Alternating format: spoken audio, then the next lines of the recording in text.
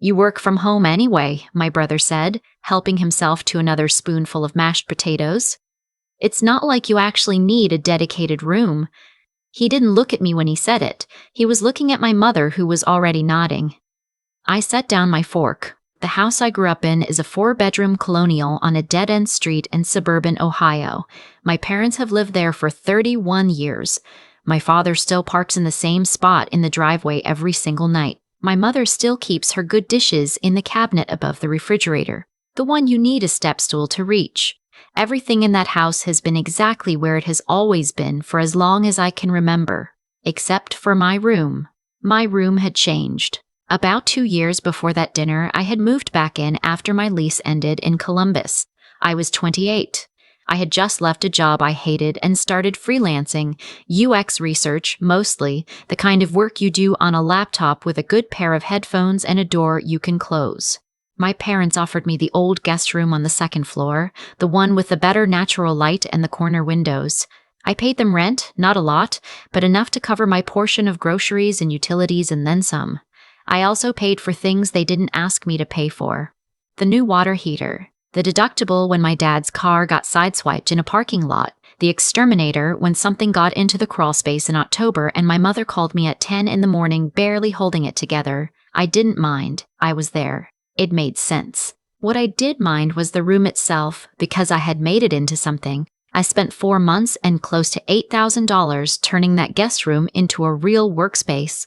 Acoustic panels on 2 walls, a sit-stand desk with cable management, a dedicated router on its own network so client video calls didn't drop when my dad was streaming football, proper lighting, bookshelves, a locking file cabinet for contracts and NDAs. It was the first space in my adult life that felt professional and mine at the same time. My brother knew all of this. He had seen the room. He had borrowed my monitor once to edit a video for his girlfriend's small business and sat in my chair for 3 hours without offering to pay for parking. His name is Wyatt. He's 25, and he is the kind of person who has always found a reason why the rules that apply to everyone else do not quite apply to him. Growing up, this was charming. At 25, living in a 2-bedroom apartment across town with his girlfriend Petra, it was something else. Petra was pregnant, 8 weeks. They had come over for Sunday dinner to tell my parents, and the announcement had gone exactly the way I expected.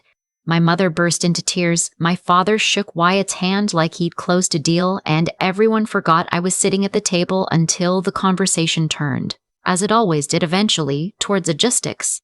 You'd need more space, my father said to Wyatt. He said it the way he said most things, like he was simply reading a fact off a page. Your apartment is what, 900 square feet? 850, Wyatt said. You can't raise a baby in 850. We were thinking, Petra said, and she had this smile, soft and practiced, the kind you wear when you've rehearsed the conversation twice before arriving, that it might make sense to move in here for a while, just until we get on our feet. Save up for something bigger. My mother looked immediately, instinctively at me, not at the empty bedroom down the hall that had been unused for 3 years. At me? Your sister's room, my mother started. Is my office, I said. I work in there. You know that. You work on a laptop, Wyatt said. You can work anywhere. There it was. I looked at him for a moment.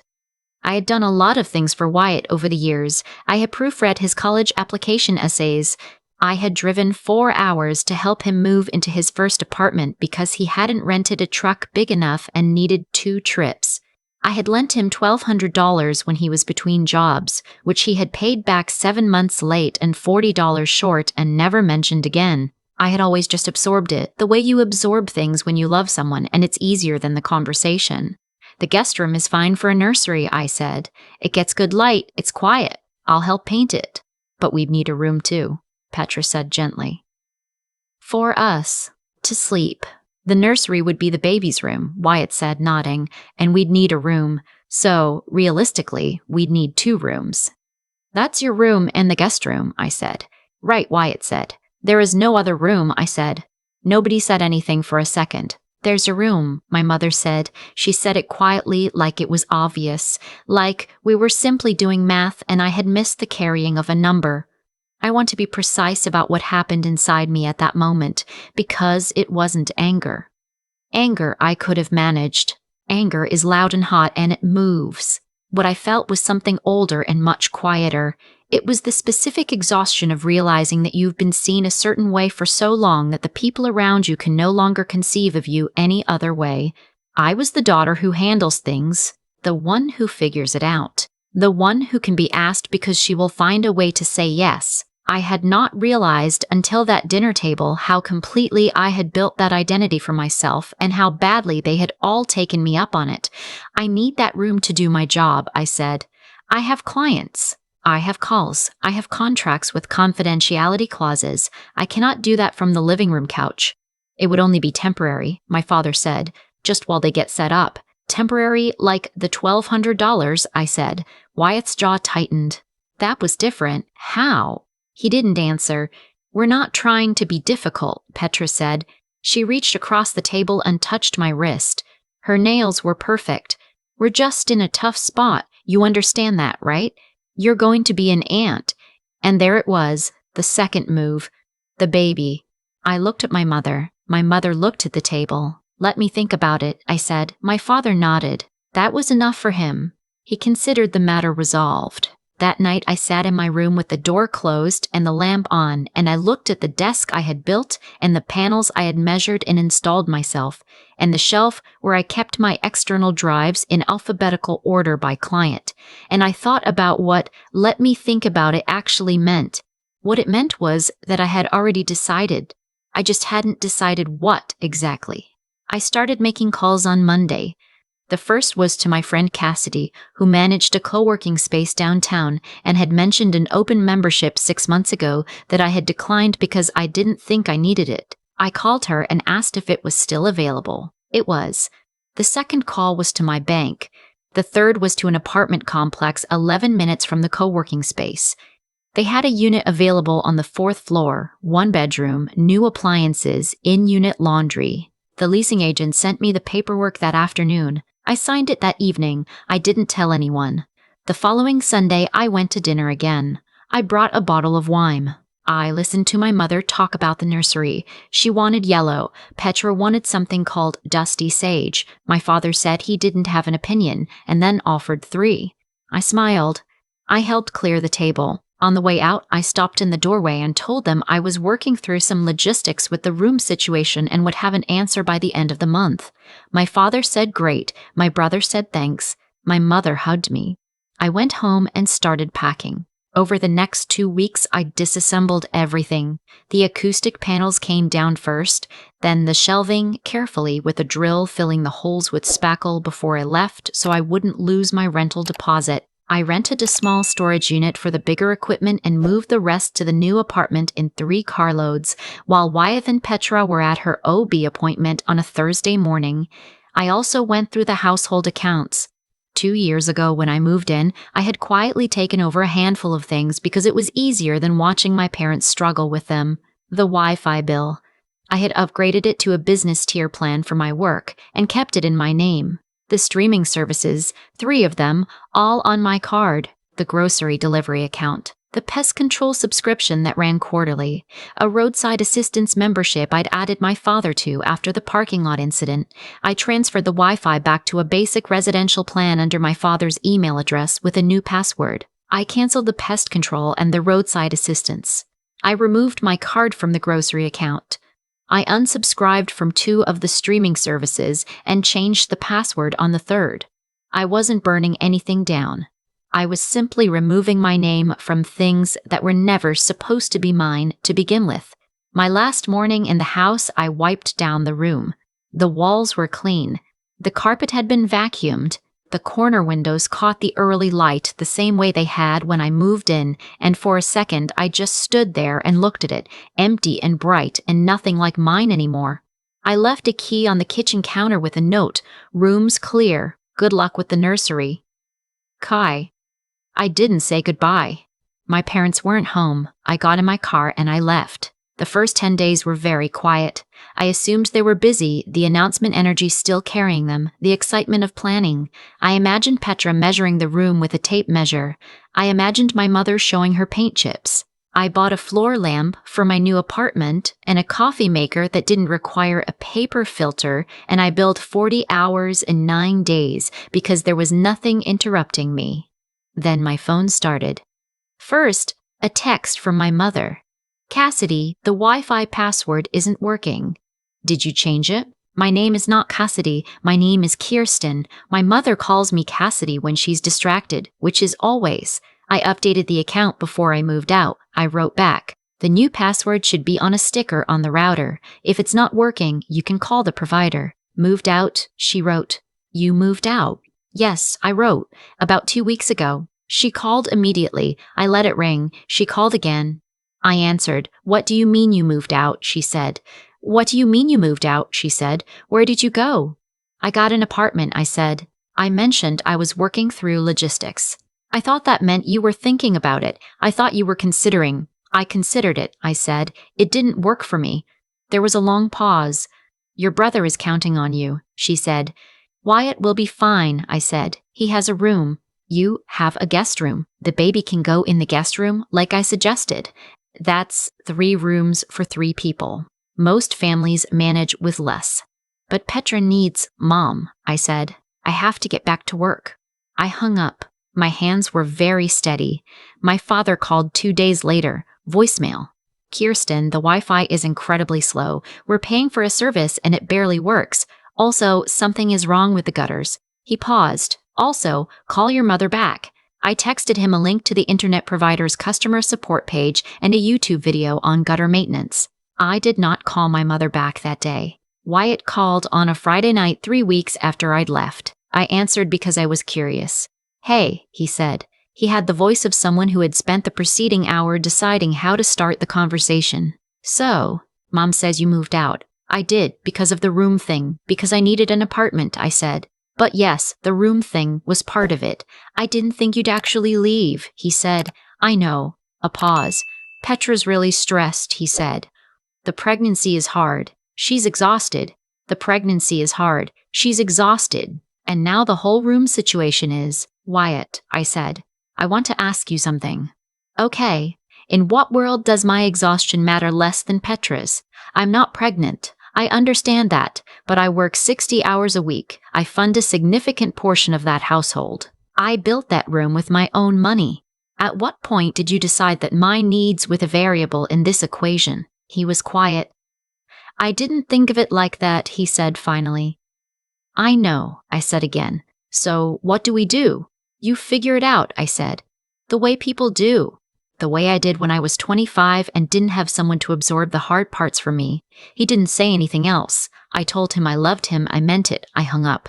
The thing about removing yourself from a system that depends on you is that the system doesn't quietly adjust. It makes noise. A lot of noise. The noise got louder around week 5. My mother texted to tell me the pest control company had sent a notice about the canceled subscription, and they'd found evidence of something in the basement, and did I know who to call? I sent her the name of the company we'd used before and their phone number and wished her luck. My father actually emailed, which meant he was serious, to say the grocery delivery account wasn't working and my mother had been going to the store in person and was finding it very difficult and could I look into it. I replied that the account was under my card and I'd closed it, but the grocery store had their own delivery service and here was the link. Wyatt texted a photo of a sagging gutter with a question mark. I did not respond to the photo. What I did do, 3 weeks after that, was agree to meet them. Neutral ground. There's a diner about halfway between my new apartment and my parents' house, the kind that has laminated menus and coffee that comes in a ceramic mug without you asking. I arrived first. I ordered coffee. I sat in a booth near the window and I watched my family walk across the parking lot. They looked tired. My father's coat was the wrong one for the weather. My mother was holding her purse in both hands like she was carrying something fragile. Wyatt walked a step behind them, hands in his pockets, and Petra wasn't there, which I noted but didn't ask about until we'd settled. She's at her mother's, Wyatt said, reading my expression. She needed a break. I nodded. My father got straight to it the way he always does. Kiersten, this situation has gone on long enough. You've made your point. Come home, we sort out the rooms, everyone moves forward. I don't need to make a point, Dad, I said. I'm not staging a protest. I live somewhere else now. I signed a lease. My mother looked at the table. We miss you, she said quietly. I know, I said. I miss you too. That's not what this is about. Then what is it about? My father said. I wrapped both hands around my coffee mug. Do you know what I paid for in this house over 2 years? I said. Not rent, the extras, the water heater. Your car deductible, the exterminator, the Wi-Fi upgrade, the streaming accounts, the grocery delivery, the pest subscription, the roadside plan. I'm not telling you this because I want you to feel bad. I'm telling you because when I added it up, it came to just under $19,000. And not once in 2 years did anyone ask, did anyone offer, did anyone say, actually, you've done enough. Let us carry something. My father opened his mouth. And then, I said, the one thing I'd built for myself, one room, with my own money, my own time, the one thing that let me do the job that paid for all of that, the one thing that was mine, someone decided wasn't really mine after all. The diner was not quiet. Dishes clattered. A kid at the booth behind us was asking for chocolate milk. The fluorescent light above our table buzzed faintly. My father said, we didn't think of it that way. I know, I said. That's the thing. You didn't think about it. You assumed I'd rearrange. My mother reached across the table. I let her take my hand this time. What do you want us to say? She said. Her voice was smaller than I was used to. Nothing specific, I said. I want you to understand that I'm not punishing you. I genuinely, truly love you, and I am not coming back to live in that house. And I am not going to keep running the infrastructure of a household that isn't mine. Wyatt and Petra are going to figure it out. They're going to have to, because that's what you do when you're adults having a baby. You figure it out. Wyatt looked at the window. I saw something move across his face. Something that wasn't quite guilt and wasn't quite relief. Something closer to the specific feeling of being seen accurately for the first time in a long time. I'll help, I said. I'll come to the baby shower. I'll visit. I'll be the kind of aunt who shows up. But I'm not the answer to a housing problem. I'm not a line item in someone else's budget. My father cleared his throat. The gutters, he started. YouTube, I said. I promise it's easier than it looks. He almost laughed. Almost. I paid for my coffee. I hugged my mother for a long time in the parking lot, long enough that she stopped holding her purse so tight. I told my brother I was proud of him for the things that were genuinely worth being proud of, and I meant that too. I drove back to my apartment with the windows down even though it was too cold for that, and I didn't feel victorious. I didn't feel vindicated. I felt for the first time in 2 years like a person who was living her own life and not a backup system for someone else's. My phone buzzed at the first red light, a work notification. A client in Seattle wanted to schedule a kickoff call, and was I available Thursday? I was. I typed back a yes and a calendar link and set the phone in the cuff holder. 2 weeks later, Wyatt texted me a photo of the nursery. They painted it a soft, warm yellow, not the dusty sage Petra had originally wanted. The crib was assembled in the corner, slightly crooked. A mobile hung above it, little felt stars in pale blue and white. Looks good, I texted back.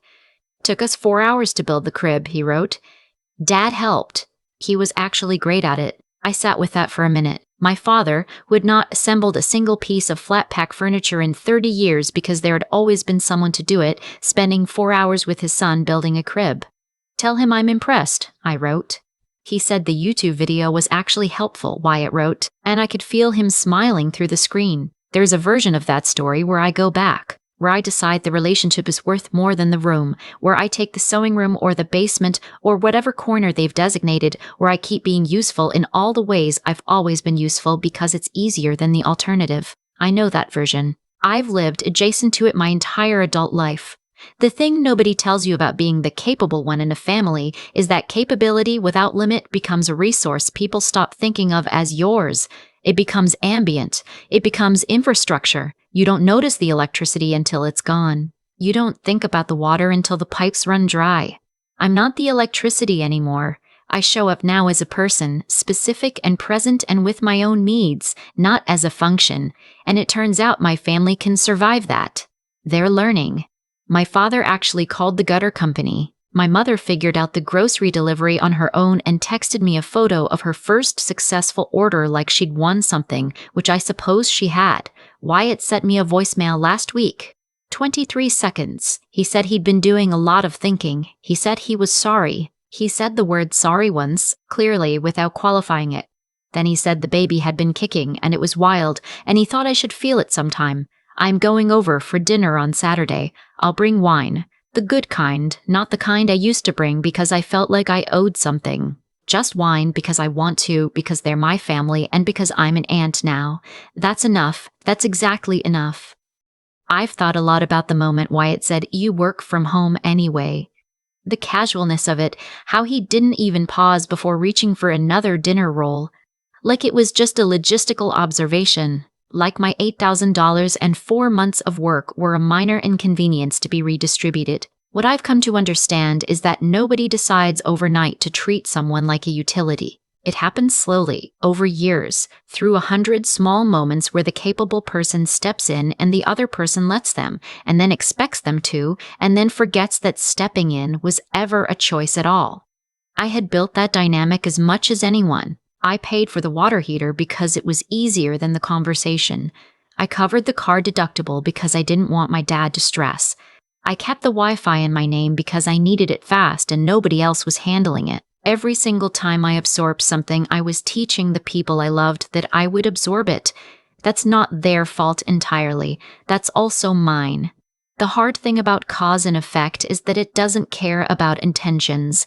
My parents weren't malicious. Wyatt wasn't sitting around calculating how to exploit me. They were just living inside a structure I had quietly built around them, and when I removed it, they felt the cold immediately. Because they had forgotten what the cold felt like. The power going out, the slow Wi-Fi, the gutters, none of that was punishment. It was just reality, showing up on schedule, the way it always does when the person who's been holding things together finally puts them down. What I'm most proud of, and I don't say that easily, because pride used to feel dangerous to me, like it would make me seem ungrateful, is that I didn't leave in anger.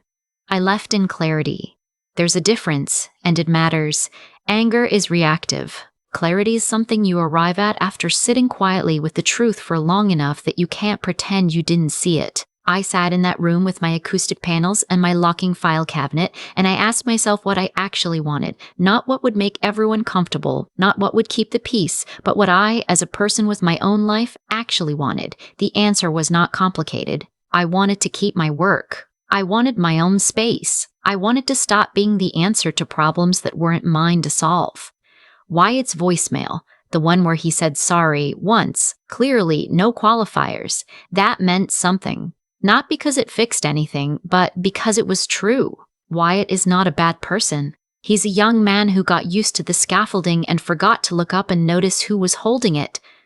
The moment he had to hold something himself, he started paying attention differently. That's the only real teacher any of us ever have, consequence arrived at honestly, without someone rushing in to soften it. I used to think loving people meant making things easier for them. I don't think that anymore. I think loving people means trusting them enough to let them figure things out. It means believing they are capable, even when it would be faster and less painful to just do it yourself. It means deciding that your own needs are not the variable in every equation. It means showing up on Saturday with a good bottle of wine, not because you owe it, but because you want to, and knowing fully the difference between those two things.